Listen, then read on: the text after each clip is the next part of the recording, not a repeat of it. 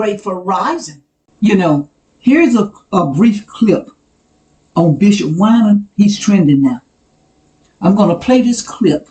Then I'm going to come back with some facts, some biblical facts. You see, anytime you're talking about the Bible, let the Bible speak. I'll be back. I, Roberta McCoy, giving faith and stand in unity with the vision of perfecting church of sowing this seed of $1,000 plus $235 and receiving the blessings to come to all that participated. Now that's only $1,200. Yes. Y'all not listening to what I'm saying. If you have 1,000 plus 1,000. Okay. Well, I'm gonna work on the other 800. Well, that ain't what I asked you to do. I, Roberta McCoy. This is what the caption on this particular short says. It says, Bishop Marvin Winans sparked controversy after publicly calling out women for donating $1,235 instead of $2,000. Well, first of all, that's a lie. That's an outright lie. This is a lie. And you know what? And the thing about it, there are even ministers, men of God, or so they say, women of God, Bible scholars, as they identify themselves as, and they are telling this lie. And I'm just trying to create a dialogue. Now, if you listen to this, you will clearly see what Bishop Winans said, what his concern was, that it wasn't a rebuke or anything. So why is it? Why? Why is it that all these podcasters came after Bishop Winans? Listen to this, and I'll be back. Now listen to me. If you're giving the 1 plus 1, if you're giving 1 plus something else, we're going to come back and get that. I just want the 1 plus 1 to come. If you're on the finance department and you're prepared, come now, and let's give God praise as they come. I give in faith and stand in unity with the vision of perfecting church of sowing this seed of $1,625 plus $375. I, Pastor Marvin Winans, give in faith and stand in unity with the vision of perfecting church of sowing this seed of $1,000 plus $7,500. So I give sowing this seed of $1,000 plus what I just read, and I give a seed of $10,000. That's my seed. I'm sowing a seed of $10,000 plus all that I read, which is over 20-some thousand. Listen to me. We're going to get down. If you didn't give but $4.25, we're going to get to you today. Touch a neighbor and say, this is the day of giving. I'm trying to do it orderly. So if you're in the line and your total doesn't equal $2,000, you can just slip out while ain't nobody looking right now, and we're going to call you to come back. Now listen to me. No matter, and I'm coming back to the ministers that are just giving, listen to what I'm saying. If you are here and you are giving 1,000 plus 1, at least, you join me now in the center aisle. I'm coming back to those that are just giving 1,000, but if you're coming with a seed of 1,000 plus 1, wherever you are, I need you to join me in this center aisle. Giving faith and stand in unity with the vision of perfecting church of sowing this seed of $1,000 plus $235 and receiving the blessings to come to all that participated. Now that's only $1,200. Yes. Y'all not listening to what I'm saying.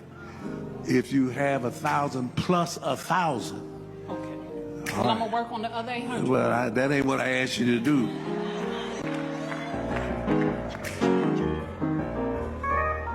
You see what Bishop Winans actually said and what he did? Just like that, the first one clip I played was on the internet. The second one was on there. As a matter of fact, the sermon was a whole sermon. Did these podcasters chop the sermon up? Did they chop it up? To make it seem like he said this? Or to get a certain message out? Is that what happened? And I'm just trying to create a dialogue. We got to create a dialogue if we're to move forward. So my first question, do black Christians actually know their Bible? Now, do black Christians actually know their Bible, black people's period? Because Jesus said in Matthew 22:29 and Mark 12:24, he said, you err not knowing the scriptures. Now that's the Bible speaking. It says you err not knowing this scripture. That's the Bible speaking.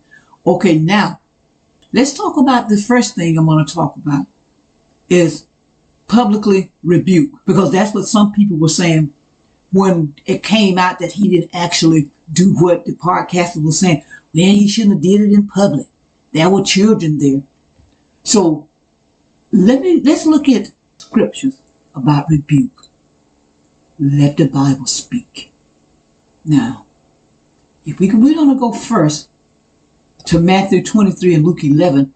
Now, this is when Jesus was rebuking religious leaders, the scribes and the Pharisees. He was rebuking them. He did it in public, and he repeatedly condemned the scribes and Pharisees. And often it was in front of people, a crowd. Jesus issued a series of woes, if you want to call them that, where he did say woe unto you. That's grief and calamity. He called them hypocrites, blind guides, blind fools, whitewashed tombs, and offsprings of serpents. The devil, he did this in public. And you know why he did it some of the time? Because these people weren't following directions. They weren't following directions. That's exactly what Bishop Winans did. Rebuked this woman publicly, or corrected her. I don't see, she said it wasn't a rebuke, it was a correction. But for the sake of this podcast, we're going to say he rebuked her. And he was well within his rights based on the Bible. You remember when those religious leaders came to Jesus because he was healing people on the Sabbath? He did it in public. He didn't pull, come in. He asked them if it was if it was lawful to do good or to do harm on the Sabbath. That's in Luke 6:11. When Jesus' authority was questioned, you know what he did? He went back at them. Is this what Bishop Winans should be doing? Should he be challenging us? Okay, where's your authority coming from? Mine's coming from the scriptures. Where is yours coming from? You are erring for not knowing the scriptures. Is that what Bishop Winans' response should be? Jesus went after his own followers, his own disciples. Now, Bishop Winans is not this woman's.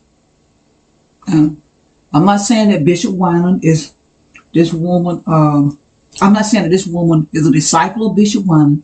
I'm not saying she's following him. She should be following him if he's following Christ, because Paul said, follow me as I follow Jesus. So I'm not saying she is his disciple. I'm not saying she's following him. She should be if he's following Christ. But I just want to put that out there. But Jesus rebuked his own disciples, and he did it in public. Let's look at Peter. You remember when Jesus was predicting his suffering and death? And Peter wanted to, oh no, Lord. What did Jesus say to Peter? Get behind me, Satan. You are a hindrance to me, for you're not setting your mind on the things of God, but on things of man. Now, this is in Matthew 16, 22 through 23. Now, think about that. I mean, that was way worse. If we want to say that Bishop Winans did something wrong, that was way worse than what Jesus said. Get behind me, Satan. You hindering me. I didn't hear Bishop Winans tell the lady, you hindering the service, you're holding up the line. That's not what he said.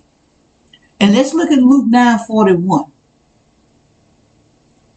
The disciples failed to heal a man who was possessed. Well, boy, he was possessed. And Jesus, there was a large crowd around there in public. He said, oh, you unbelieving and perverse generation, how long shall I stay with you and put up with you? How long? This is in public. And this is Jesus talking to his disciples. Another time, you remember when the disciples were arguing about which was great among them? Jesus set a child in the midst of them in public. Luke 9:46-48. Now, when Jesus put that child among them, that was in public. He was rebuking them, and I'm putting rebuke in quotation marks. He's rebuking them in public. And from the scriptures, it shows that the reason he did that was to teach them humility. You got to understand. When James and John, you remember when Jesus was going to Jerusalem, and he told the people, y'all go out with his people, y'all go ahead of me, and you prepare a way for me. But the Samaritans didn't want him to come there, Jesus to come there, because he was going to Jerusalem. So Jesus rebuked them. You know what they said? Now they wanted to call down fire from heaven on the Samaritan village, because they rejected Jesus. But Jesus said, no, we're not going to do that. That was in public, people.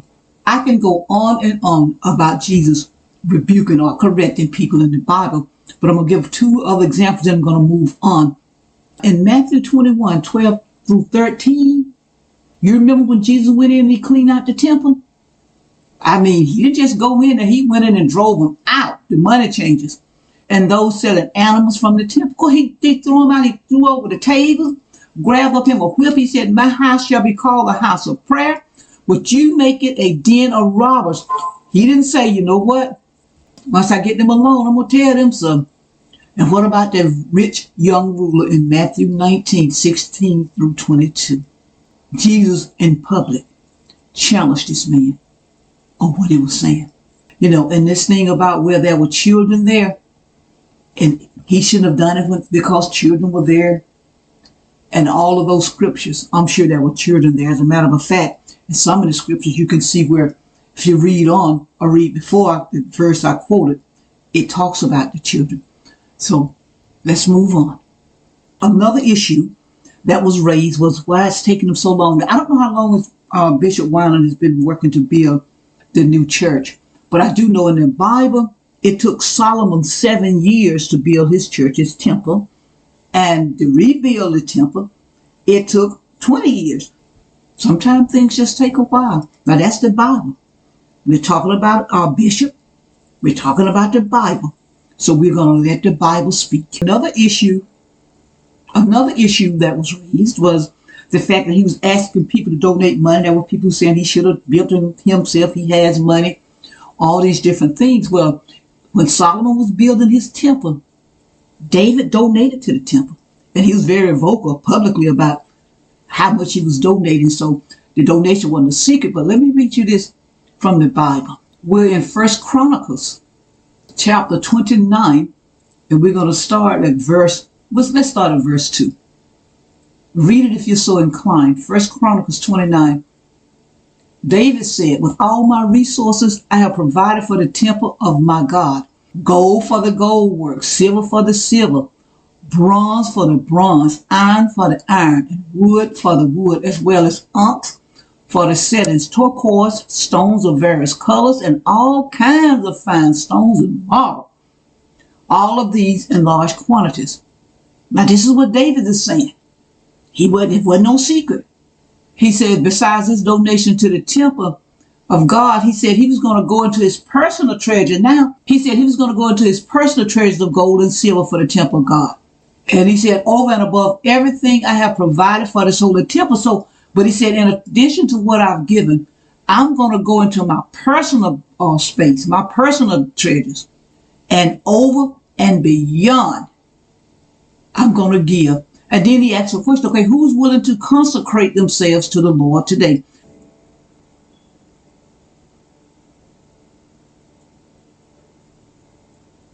So David was asking, okay, who else is willing to give? Who else? Because it's going to take more. So David was asking, who else is willing to give? Now let's go to Let's go to Luke 21, 1 through 4. It says, and he looked, talking about Jesus, and he looked up and saw rich putting their gifts into the treasury. And he saw also a certain poor widow putting in 2 mites. So in order for him to see that, it had to be done publicly. He put their money up. He saw what had happened. And it didn't say he knew in his mind. It said he looked up and saw. The fact that it said he looked up and he saw it, that means it had to be done publicly. See, so this thing about what you give ain't nobody's business, and you give secretly. And I haven't seen that in the scriptures. If you see it in the scriptures, let me know. But I haven't seen that in the scriptures where it says it's a secret what you give. I'm not saying it's not there but I'm just saying I haven't seen it. I've quoted scriptures here. I've put some scriptures on the thumbnail. So if you're so inclined, go in and, research them for yourself if that's what you want to do. And by all means, talk back to me. My goal is to create a dialogue. As I said, I'm trying to create a dialogue here. Because we just say things, one person say this, one person say that, one person say something else. But we never come to any kind of resolution, as it were, I guess. So if you're so inclined, let's create a dialogue. And if you see where I'm in error, let me know. Because, like I said, when we're talking about the Bible, we need to let the Bible speak. And I want to ask this one question. Where does integrity come in? And what I mean by that is all those lies, and these podcasters just telling lies and half-truths on Bishop Winans. Where does integrity come in? Or should integrity come in? When? So I just want to ask you this question. Some of you podcasters, you told outright lies and mistruth, half-truth on Bishop Winans. Why did you do it? I'm Lily Bell. I'm just trying to create a dialogue. If they close my book, you remember my story. Be encouraged. Subscribe, comment, like, and share. Support our youth in any way you can. Keep on churning till the butter comes. Albert C. Richardson, a black man, patent the butter churn U.S. patent number 446470, February 17th, 1891. I'm Lily Bell. I'm just trying to create a dialogue. I leave you with this.